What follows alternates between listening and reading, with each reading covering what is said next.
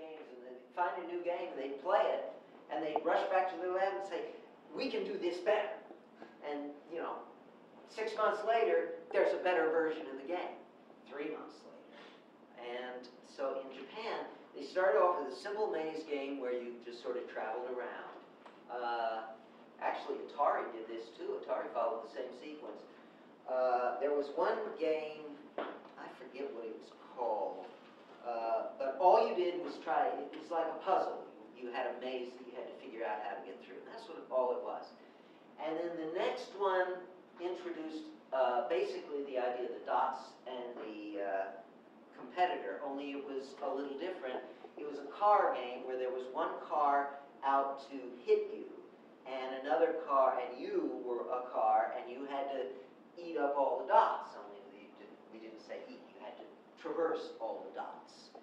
And then, I forget, there were a whole bunch of intermediate stages, but finally when Pac-Man came along, it had not one, but 4 enemies. It had the dots. It had a very clever system for planning the motions of the ghosts, so that you could actually, you could learn the pattern and win any level. They had the power pills as well, and that was Pac-Man's big innovation was power pills. Everything else had been done before. So yes, games need to go through an evolutionary process, but I'm interested in the evolution of the architecture. And so when it comes to shooters, we have seen no architectural evolution since, Doom.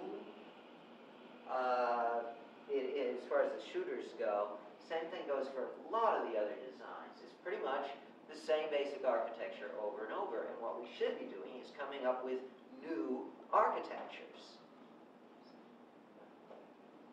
Yes? You said by 92 that you were pretty much fed up the way game design had become. Were you talking about American design or the gaming industry in general? Well, at that time, the gaming industry was dominated by the Americans. There were basically there were the Americans here making most of the computer games. The Japanese were still making some arcade games, but Nintendo had come out some years earlier, and Nintendo had renewed the arcade games business. Did you know that it died and went to heaven in 1984? Yeah. So totally not related to what we were talking about earlier, E.T. Yeah, actually there were 3 things that I believe led to the collapse of the video game industry. E.T. was the first of 3 death blows. E.T. basically told the world, you can't trust Atari to come out with really good games.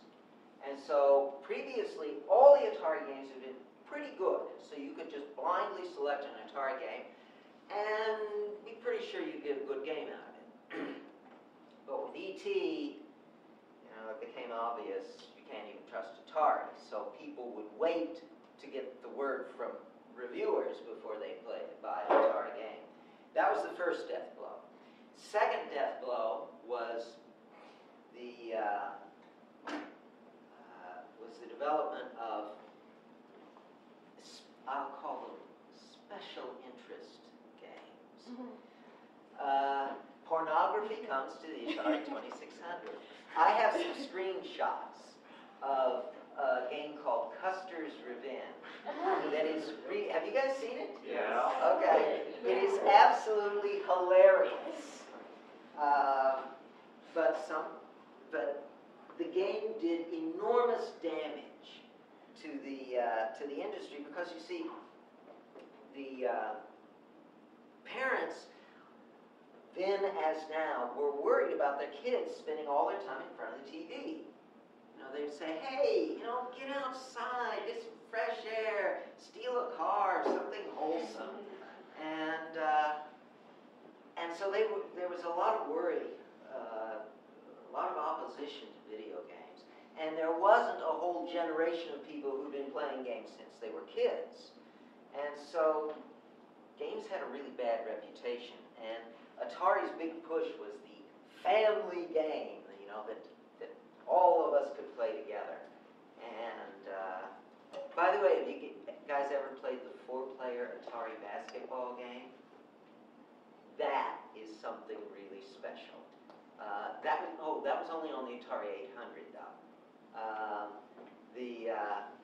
You could plug 4 joysticks in, and you had 4 basketball players running around on a court shooting baskets, and it was a sensational game with 4 people. I have 3 brothers, and so at Christmas we'd all play the basketball game, and it was great fun.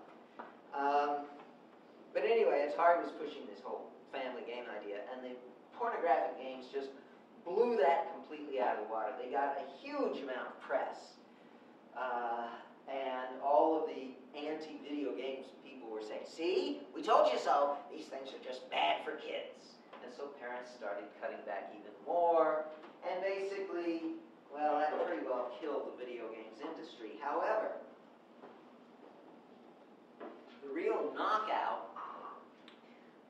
was done by a guy named Jack Trammell, fascinating fellow, Holocaust survivor, came to the U.S. in 1955, started a little business, Commodore Business Machines, where he made business machines that, typewriter helping stuff and so forth. And his whole idea was make it cheap, underprice the competition. And his company did fairly well for quite a few years. Slowly grew, and in the around 75, I think it was, he happened to buy,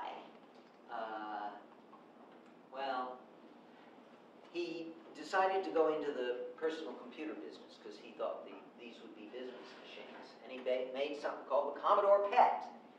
I had a PET. 4K machine, basic included, a TV monitor, just a regular monitor. The whole thing sold for $700 back then, which was a sensational price. And I really liked my PET. And, but then in 1983, he came out with the Commodore 64, a full-color computer output to a television set. And it had a sprite system. It was about as good as the Atari 800, which was the graphics primo machine at the time. And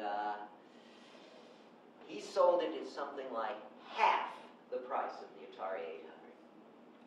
Well, the reason he did so was that he did all the manufacturing overseas, a lot cheaper there. Atari was manufacturing its stuff domestically. And so Atari, seeing the trouble coming, set up shop, a factory in Hong Kong, and began setting it up to start building Atari 400s and 800s there. Well, and in the meantime, Atari lowered the price of its machine somewhat. So, Jack Trammell lowered the price of the Commodore 64 even more. At this point, several small-time competitors, Texas Instruments, Radio Shack, they had some computers. They just bowed out and said, all right, that's it. And they closed down their lines. They weren't going to play the price war game. And then Trammell